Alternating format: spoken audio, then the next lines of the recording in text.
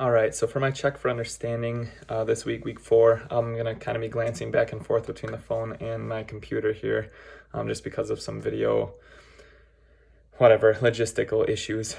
So for how are the samples in qualitative and quantitative studies different, and what are the important qualities of each to look for when judging the quality of the study? A couple things that I thought of here were that qualitative study sample sizes are typically going to be a lot smaller because the researcher and gathering the data is typically a lot more time intensive. It's usually the researcher interviewing people, recording people, taking notes, making observations and things like that. And so it's not just collecting a bunch of numbers at the end of the research. Another thing that I thought of is that the conclusions from qualitative studies typically can't be generalized to a larger population or a different population because of how many factors go into that specific setting and those specific results of that study or those specific observations. And that the researchers should note that in their conclusions or in their discussion in the study, that those results shouldn't be generalized. And then with quantitative studies, the data typically is going to require a much larger sample size for it to be significant and to show those statistical differences. And that quantitative data is typically collected by a test, a survey, a questionnaire, a poll, and it's going to be numerical usually so that it can be analyzed different ways and you can perform statistical tests on it to determine if there is an effect to be observed or reported on. The second thing, how is instrumentation in qualitative and quantitative studies different? What are important qualities of each to look for when judging the quality of the study? So quantitative instrumentation typically is going to be some sort of a test, questionnaire, survey again, that should provide a large, representative, and useful amount of numerical data.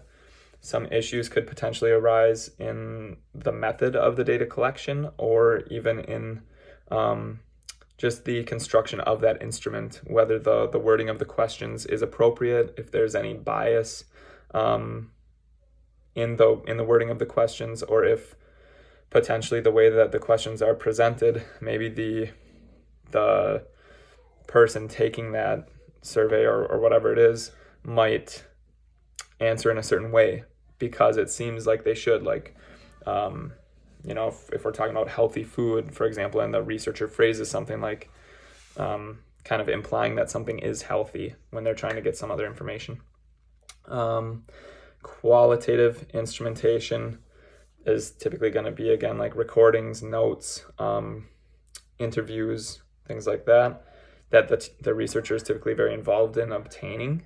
And so even just the act of the researcher being there and obtaining that data can influence the participants in the study and how they respond. For example, with students, I find that sometimes when students know they're being observed in a special situation, they'll either try really hard because they want to impress that observer, or they might just completely shut down or act out because they want to rebel. So that can make things really tricky. And then the last thing, why do qualitative studies treat variables differently than quantitative studies? I think the big thing here is that qualitative studies are trying to observe and understand a phenomenon. And so they won't necessarily try to control some of those other variables at play. Whereas in quantitative studies, we're more so looking for a causal or a correlational relationship. And so we want to control as many of the variables as possible so that there isn't any confounding variables issues, and that the results drawn can be conclusive and can be useful and answer the research question that quantitative study was trying to get at. I think that's the main difference there. So I think that's about all I've got for week 4. Check for understanding. Thanks.